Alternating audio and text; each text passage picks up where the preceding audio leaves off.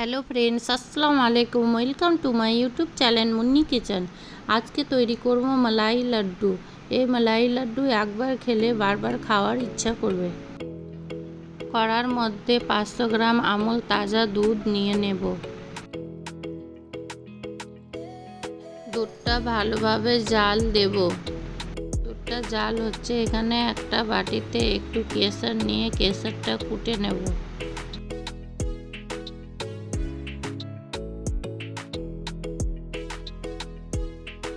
কেশরটা কুটা হয়ে গেছে। কেশরের মধ্যে 2 ফোঁটা দুধ দিতে হবে।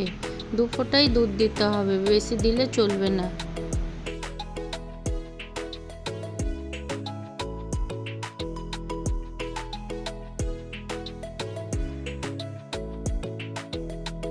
দুধটা ঘন হয়ে প্রায় 300 গ্রামের মতো হয়ে গেছে। এখানে 250 গ্রাম ছানা দিয়ে দেব।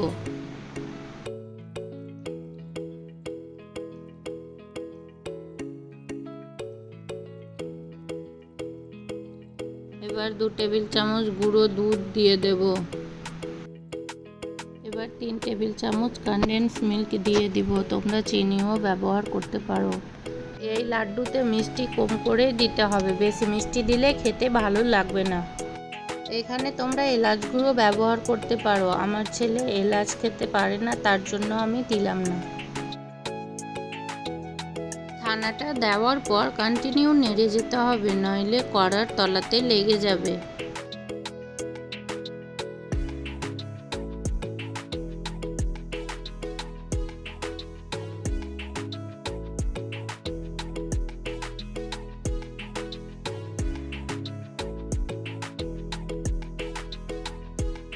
লাড্ডুর পুরটা রেডি হয়ে গেছে, আর 5 মিনিট জাল দিলেই হয়ে যাবে।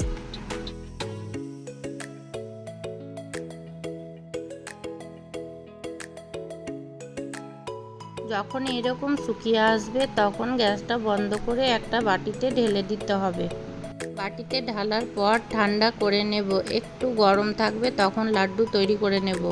হালকা একটু গরম আছে, এবার লাড্ডুগুলো তৈরি করে নেব।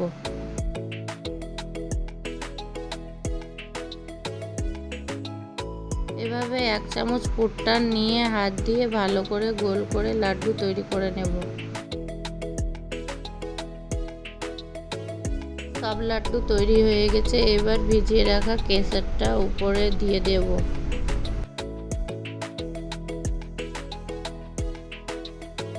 কেশর দেওয়া হয়ে গেছে। গার্নিশিংয়ের জন্য উপরে কিছু পেস্তা কুচি দিয়ে দেব।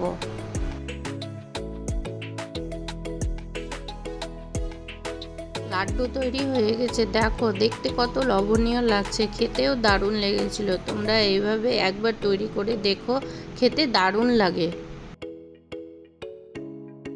আমার রেসিপিটি ভালো লাগলে আমার চ্যানেলটি সাবস্ক্রাইব করে লাইক কমেন্ট শেয়ার করে দিবা।